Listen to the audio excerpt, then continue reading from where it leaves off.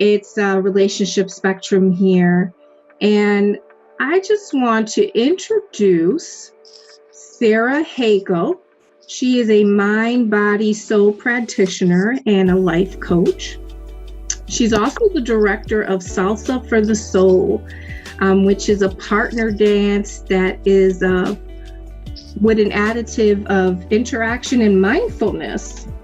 She also is an adjunct professor at social dance at Buffalo State College. So the reason I invited Sarah is that I was on Facebook and I scrolled through and I saw that Sarah did a live conversation on Facebook, and it was about finding the one. And I thought, oh, this is perfect. What does she have to say about finding the one? Because I know that everyone wants to find the one. And I could even attest that I've been married 23 years. And at some point in various parts of our relationship, we wondered, are we the one for each other? So it was very insightful what Sarah had to say about finding the one and how her story I could kind of relate to in some ways, even as a married woman. So I want to introduce Sarah and welcome you to the show. Sarah, thank you for joining me today. Yes. Hi, Natasha. Thank you so much for inviting me. And I just love what you just shared. It's so transparent and vulnerable. And I just feel like you've just dropped us right into the conversation. Mm-hmm. Yeah, definitely. I also thought that when I was listening to you in episode 3, I talked about vulnerability and how it's actually very important in building trust. But I also reminded people how vulnerability takes courage and is so courageous, and it takes a lot of strength. And when you did that Facebook Live, I thought, wow, she is really being vulnerable and courageous. And you identified yourself as single and the challenges that come along with that. Could you talk a little bit more about the challenges you felt as being single?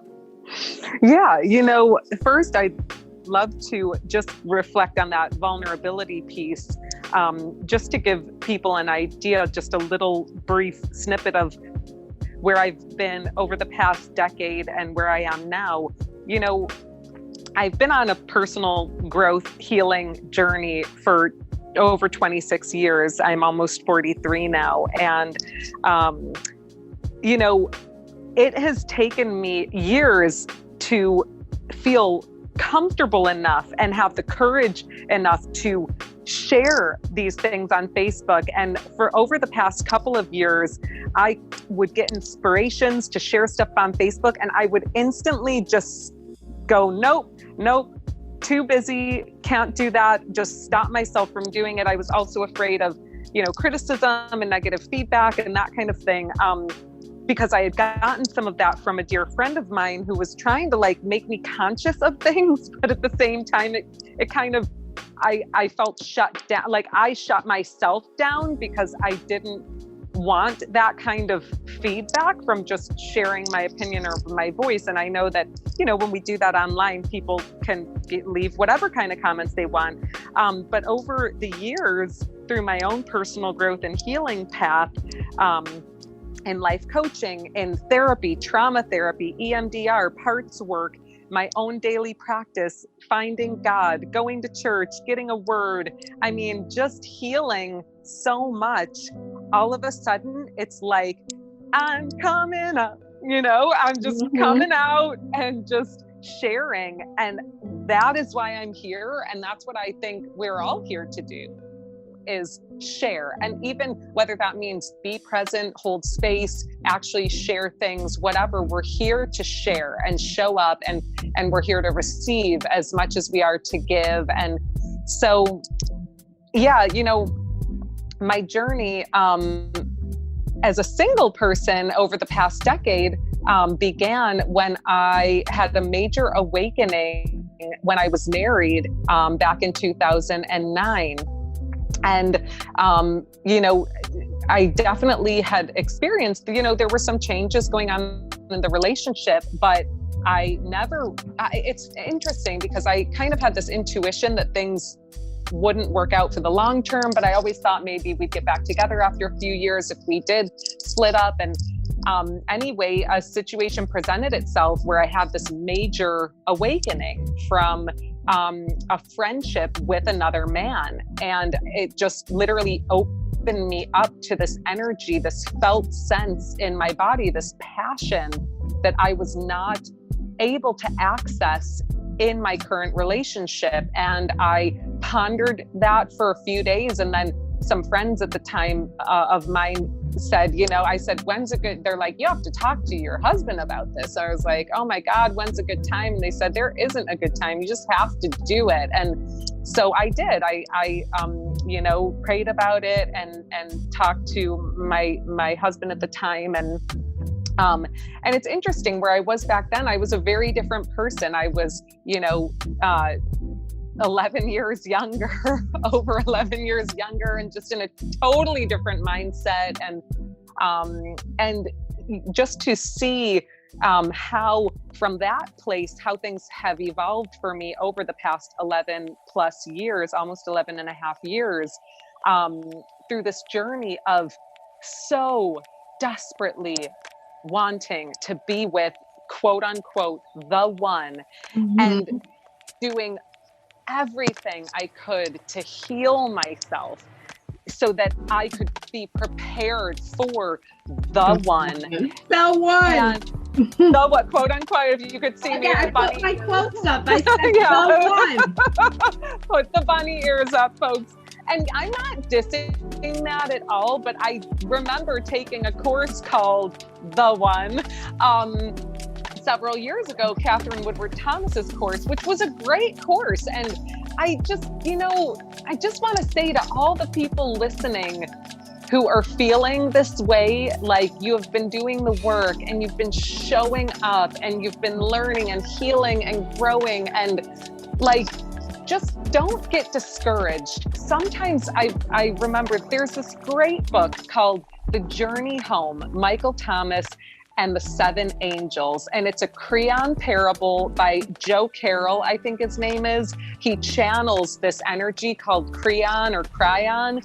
And this book, get it, read it. It is so powerful. And the lessons that you will learn in this book are incredible. And one of the main phrases throughout this book, it's very biblical references, but like, I love the Bible. I started reading the Bible a year or so ago, and it is such an incredible journey and has so much wisdom. It's amazing. And he basically, there's this phrase throughout the book, not everything is as it seems. Right. And I just want that to land. Take a breath, breathe that in. Not everything is as it seems. I want to pause right there and go back to, you were married and at some point you realized this is not working because of, other experiences that you had, and you were in a place that possibly, I don't know if you were changing or feeling different, because I remember thinking in my own marriage, I remember my husband being perfect for my 20-year-old self. And then when I became 35, I remember thinking, and that was a conversation in our marriage that we had to have. It was almost like we renegotiated the relationship at that point, because what I needed at 20 was not what I needed at 35. Right. And now I'm going to be 47. And we have to always keep coming back to the relationship and renegotiating, because every time, I tell people, when you're in a relationship or in a marriage, growth happens on its own. It's very secretive. You are developing and growing outside of the marriage, because the marriage is one thing, but who you are as an individual is another thing. And those things that you are experiencing outside of the marriage is impacting you and who you are. And so when you come back to the marriage, you go, I'm a little different, but you don't know how to have those conversations. So, you know, I think that is it. If I can just jump in here, I think what you're speaking to is maturity,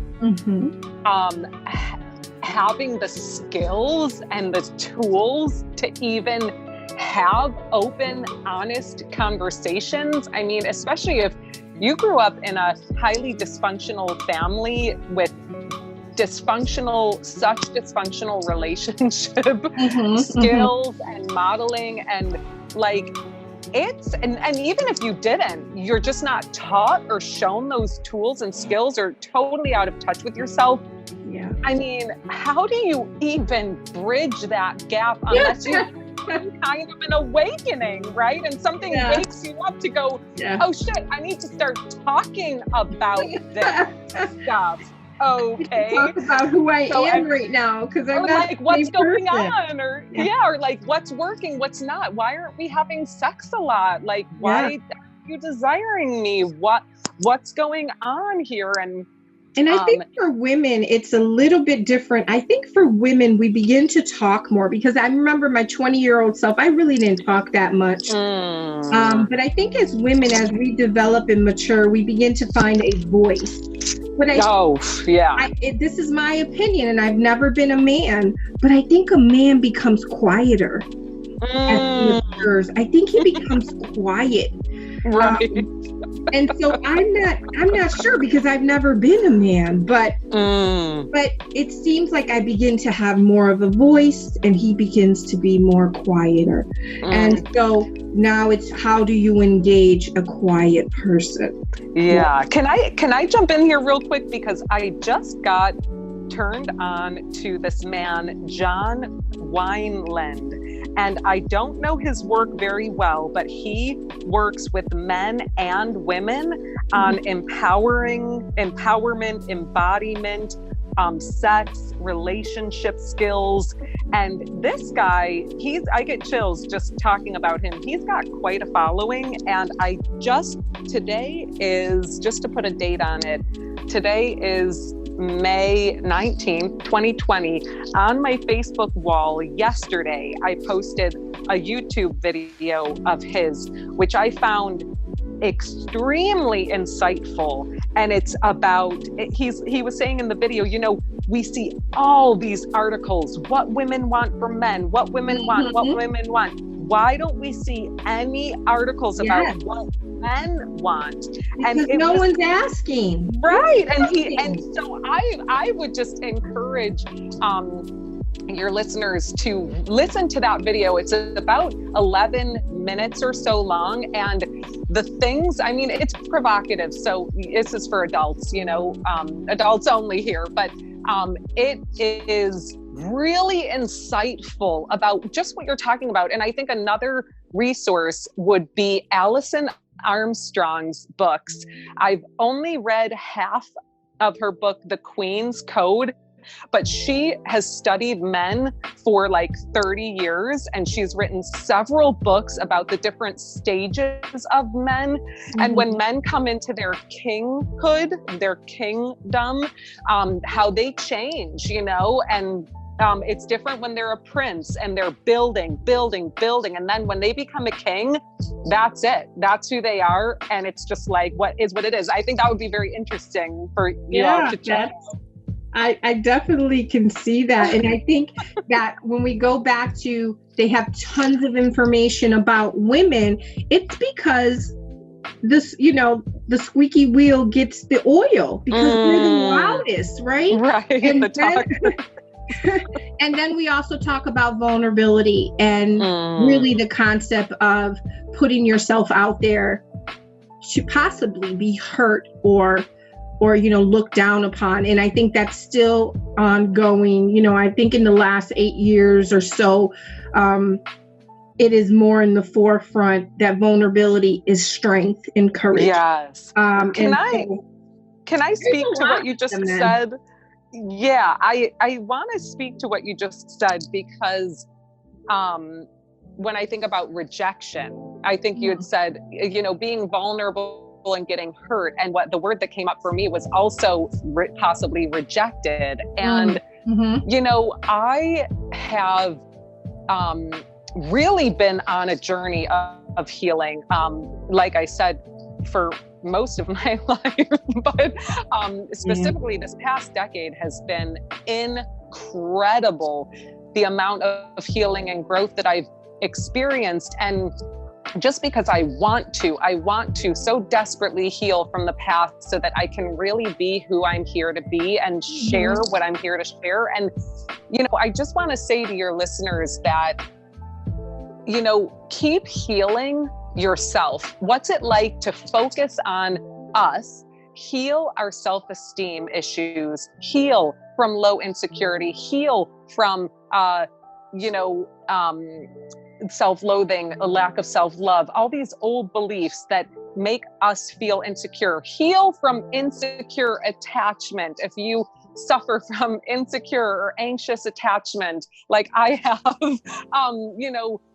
just when because I've been so focused on this, and 3 years ago, literally had a breakdown, and I could not believe I was in that place again. Suicidal thoughts, felt so low, so depressed. I felt I was on the verge of turning 40. I was definitely having a midlife crisis and a total breakdown, which was spurred by some traumatic just things that happened with some friendships a year prior. And it started another major life transition for me, which I had experienced a couple of other times in my life so far up until that point. And so I knew what was going on, but I just never thought it would get that low. And I waited to seek help until I literally had already hit rock bottom and started coming back up. That's when I sought help. So I got through the hard stuff, but my twin sister said, don't you think you should see a therapist? I mean, you're talking about suicidal thoughts and stuff. And I said, yeah. And I said, the thing I kept saying to myself and others was, I can't believe with all the work I've done over all these years that this same stuff is still coming up. Self-loathing, self-hatred, wanting to hurt myself, kill myself. Like something in me is not getting touched by all the work that I've done. So I know I have to go deeper. I need to get to the root. I need to go deep to get to the root of this stuff to heal it, because it just keeps popping up. Like, what is the deal? And that was when I sought real trauma therapy. There's an amazing therapist here in Buffalo called Elizabeth Davis.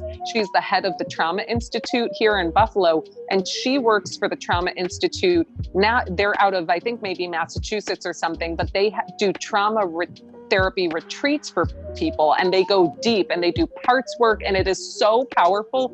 And I just want to say to your listeners that speaking from experience, I can tell you the stronger I get in myself, because I am healing from these old traumas in my past around relationships, my own self-worth and lovability, literally changing my DNA through therapy and parts work and other work too. I've started seeing a spiritual coach, which has been equally as effective and healing along with the trauma therapy. It's so great. I say healing comes from many different sources. So keep doing anything you feel called towards.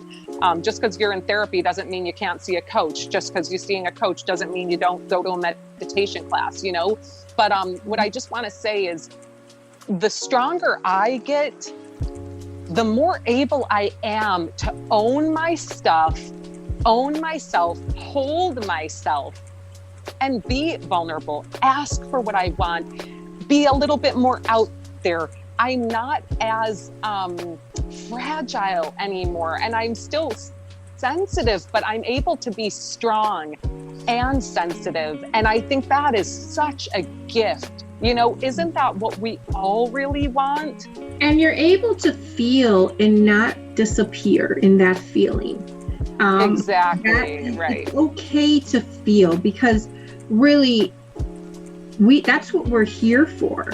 If we were not human species, we wouldn't feel like this. We have so many different emotions. That's what makes us a little different from animals, is that we have a lot of different emotions, and we are able to rationalize and conclude. And I think that when you go back to you're saying I'm doing all the work, and that the expectation is I'm doing all the work, that I should be rewarded for all the work that I'm doing, and coming to the reality that what is the reward? I think you mentioned that. Yes, I love that. That is such an incredible reframe, Natasha. Great job on that one. Yes, it's like I'm doing all this work. Why don't I have, quote unquote, what I want? And I had such a big awakening. I think the day before I had this awakening about the one, and I had hit a bottom. This was just 4 weeks ago or 3 weeks ago. Man, I just got to a low place, and I was thankfully on a call with my dear friend and my twin sister. We do these monthly calls, and I cried and I talked about how I felt. And then by the end of the call, I just kind of got back into my power. And then that night, I just chilled on the couch afterwards. I felt like I had a big release.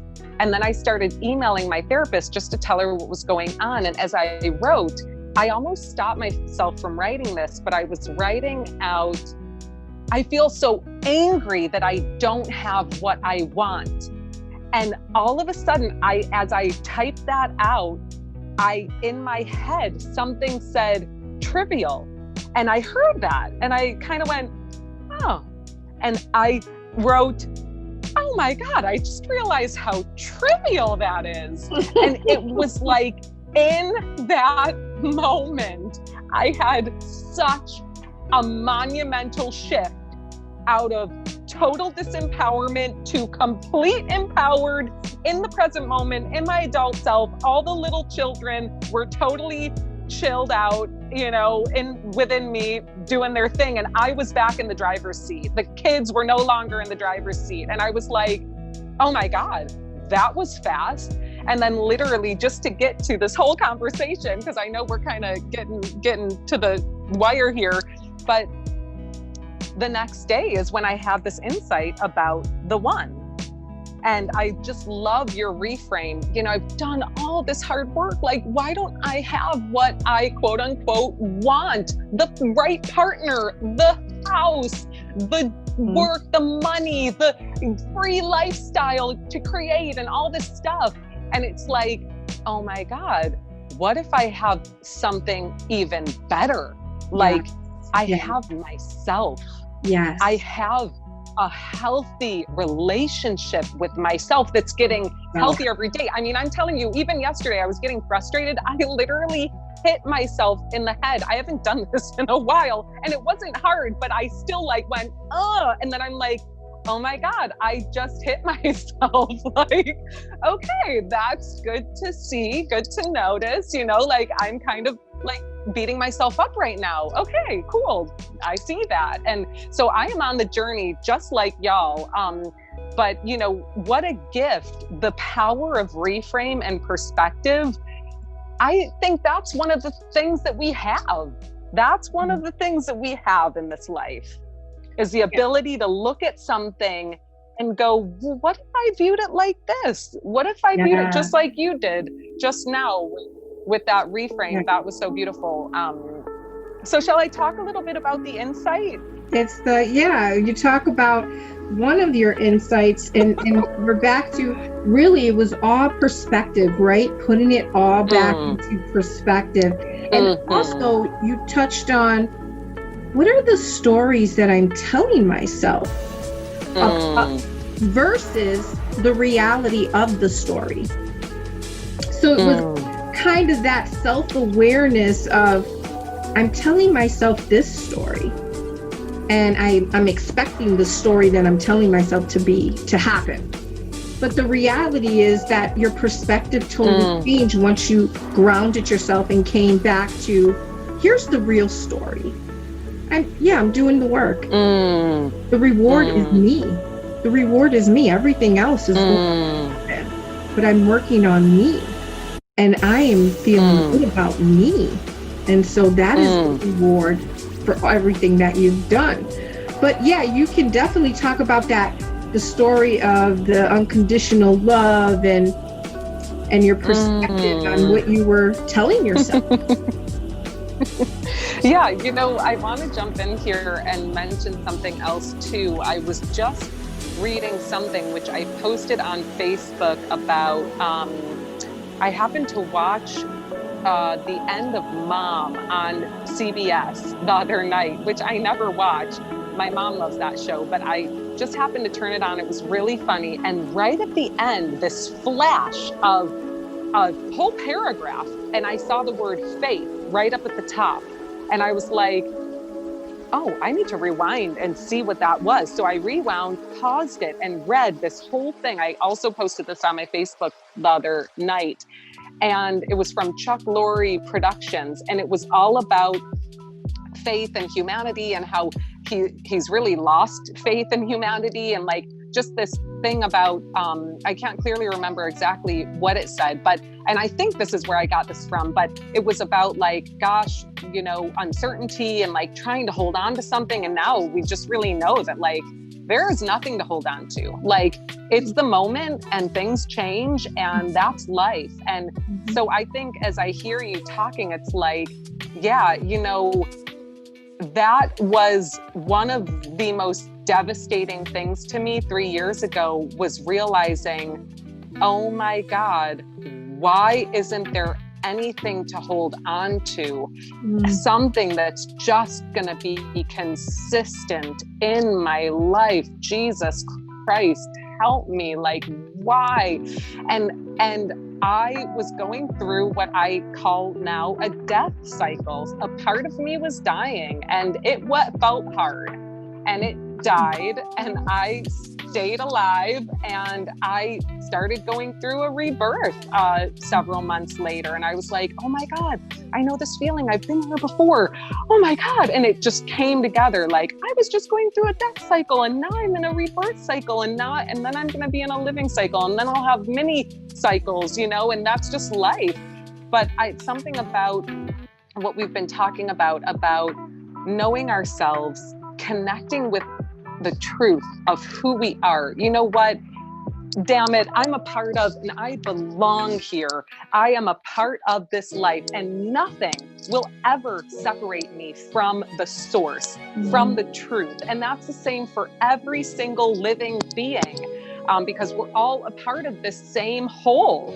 And, I think, that was the biggest realization the other night, a few weeks ago when I shared that on Facebook, was, oh my God, this whole time I've been like feeling like I just want to feel like unconditional love from a man. And then I realized, oh my God, is that just me wanting daddy? Is that just my daddy love stuff? I just really want my father to love me unconditionally. And I'm like, Jesus Christ, I think that's what it is. And then I'm like, oh my God, and what pressure is it to put on someone and to put on myself to just love people unconditionally? Like, that's a lot of pressure. And then, wait, I have been experiencing that. I have had that this whole time. God has been with me this whole time, loving me unconditionally. I have it. And it was such a freeing moment. Very good. Yeah, I can see.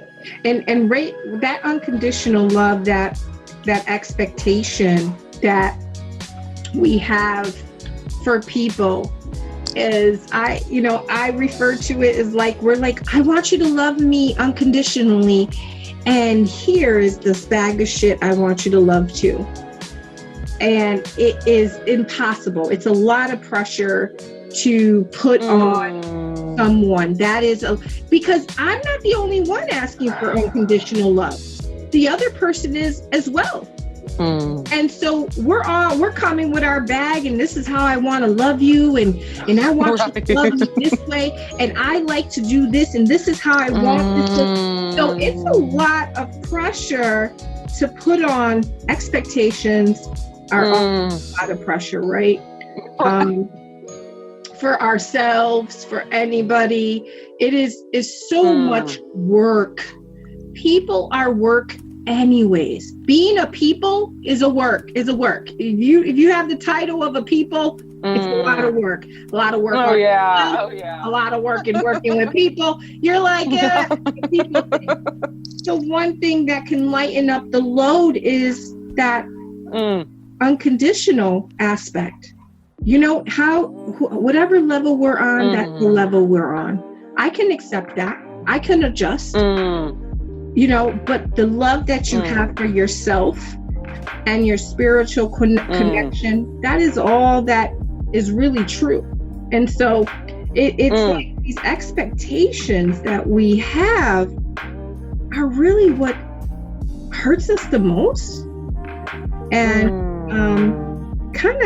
I sometimes believe that expectations put a barrier between my true connection and someone else.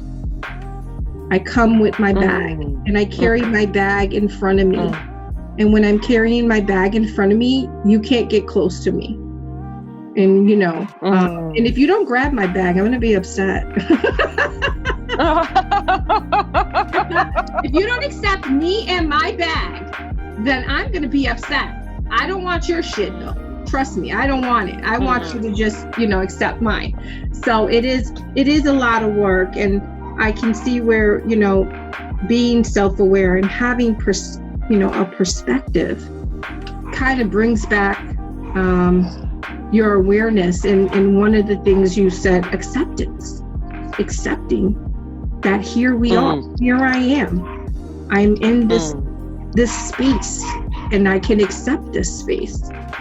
Yes. And work. Yes. And, you know, yeah, I'll just say before we finish here, that, you know, it's okay wherever I am, wherever we are as human beings, it's okay.